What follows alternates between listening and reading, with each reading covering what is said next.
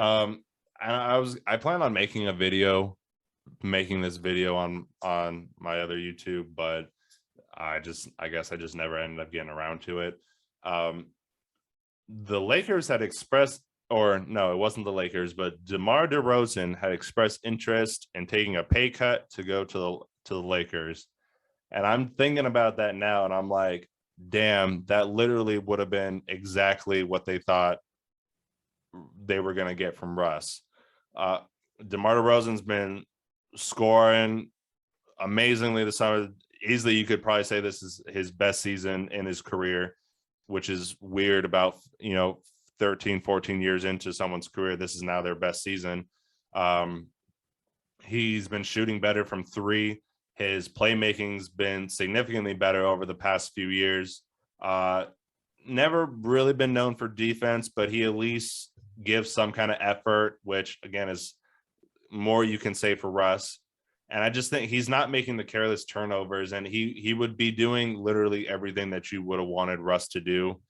And because then at that point you could rest LeBron, and LeBron can all of a sudden, maybe he playing that 25 to 30 minutes a game, DeMar DeRozan doing his thing, even with AD out, man, him and LeBron would be going crazy right now. But it's like you said, yeah, he's just a victim of his own success. And unfortunately, Russ just took as that huge decline, and now the Lakers are obviously suffering for it. But I do think it would have been interesting. What if to think that they would have chosen DeMar DeRozan and signed him instead, even over Buddy Hield. I think DeMar DeRozan would have fit better even over Buddy Hield.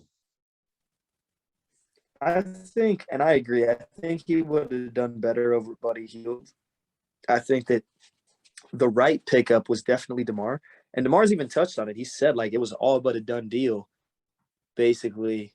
But it just didn't happen.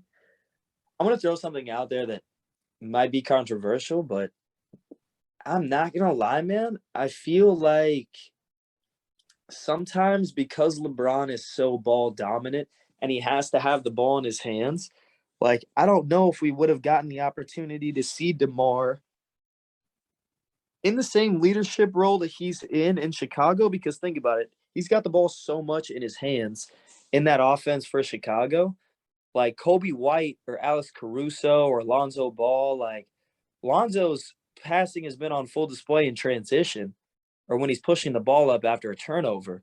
But for the most part in the half court, DeMar's got the ball because he was damn near running point guard for the San Antonio offense for 3 years. So, I don't know if we would have seen DeMar at this same level if he signed with the Lakers, if that makes sense. So it's nice to explore the shoe on the opposite foot, but I don't even know if it would have fit, truth be told. They could have been in the same scenario that they're in right now, where it's DeMar's missing all his fucking layups.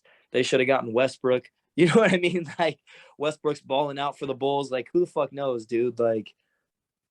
I just think DeMar and Zach, I think DeMar went to the perfect situation with Zach LaVine. I think that those are two of the only wing players in the modern NBA that would comfortably play together. When I look at the Bulls, nobody's made this comparison on ESPN or First Take or anything like that or Undisputed. But when I look at the Bulls and I see how well Zach LaVine and Kawhi are playing together, I'm like, this is what I was expecting Kawhi and Paul George to be. Yeah, no, definitely. I feel like Kawhi is kind of weird to get into a rhythm with, but I definitely feel what you're saying.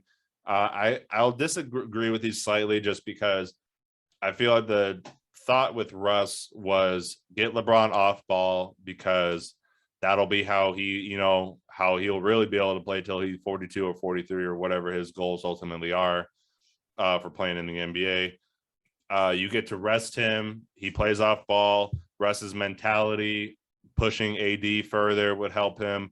Those were all the biggest reasons why I kind of saw. And, Russ, off his effort and skill alone from the past few years, could literally win you anywhere from 30 to 40 games just because of how great he could be. Now, obviously, that's not the case this season, which, again, is one of the tragic things. But I think if the goal was to get LeBron off ball so that he can only have to worry about scoring, he doesn't have to worry about playmaking and doing all this other stuff, I feel like you still would see, maybe you wouldn't see DeMar as great as he is right now, as great as he's been playing, but I think you'd probably see a solid 80 to 90% of what he's doing right now. And you're right, LeBron would still be kind of the quote unquote leader. Well, I mean, it would still be his team, but I think you'd still see a similar version of DeRozan just because that's what would be required of him.